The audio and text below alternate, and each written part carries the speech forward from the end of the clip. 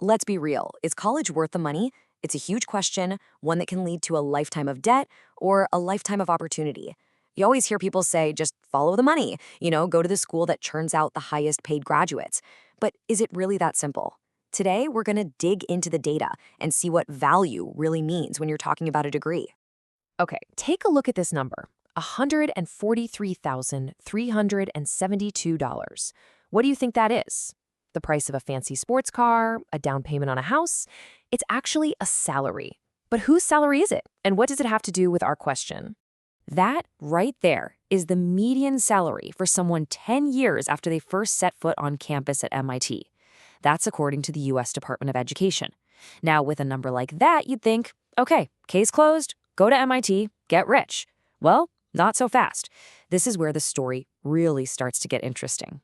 So, is that really the answer? Just find the school with the highest average salary and sign up?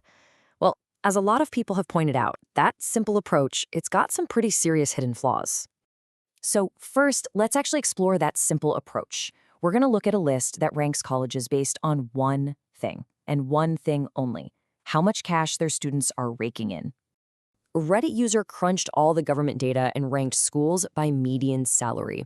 And yeah, the results are pretty much exactly what you'd expect. It's a who's who of elite, tech-heavy schools: MIT, Caltech, Stanford. On the surface, this looks like a slam dunk for the follow the money strategy. But here's the million-dollar question. Is it the school that's making the student successful, or does the school just attract students who are already on a fast track to a high-paying career? And that's exactly the question people started asking the second this list went up. They jumped in and pointed out some major issues with just ranking schools by salary. This comment from, that's what your mom said 69, absolutely nails the biggest problem. Are these schools some kind of magic money-making machine? Or are they just full of students who were always going to study engineering and computer science, fields that pay a ton of money anyway? The salary number alone doesn't tell us. And here's another fantastic point. A six-figure salary feels way different in Silicon Valley than it does in, say, Omaha. That huge paycheck might not stretch as far as you think once you factor in rent and everything else. It's not what you make, it's what you keep, right? This one is a little more subtle, but it's a huge deal. The data includes everyone who started at the college, not just the people who actually graduated. I mean, it seems like a pretty safe bet that actually finishing your degree has a big impact on your earnings, wouldn't you say? Lumping everyone together really muddies the waters.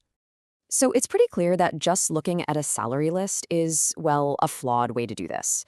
It's totally skewed by majors, it ignores where you live, it doesn't even care if you graduated or dropped out. To get a real answer, we need a much smarter metric.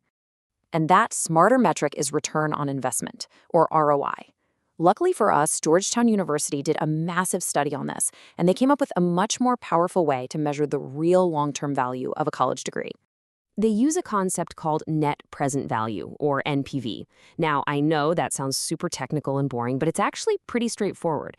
Basically, it projects all the money you're going to earn in the future, subtracts the cost of your college, and then, this is the smart part, it adjusts for the fact that a dollar today is worth more than a dollar 10 years from now.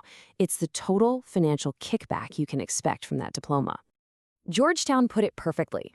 You know that old saying, a bird in hand is worth two in the bush? That's exactly what NPV is all about. It helps you weigh your options. Is it better to get a smaller, guaranteed payoff sooner? That's your bird in hand. Or to invest more time and money for a potentially way bigger payoff down the road? You know, the two birds in the bush. This is the key question.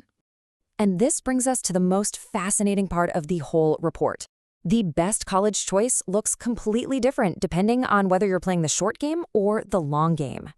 The researchers ran the numbers for over 4,500 colleges.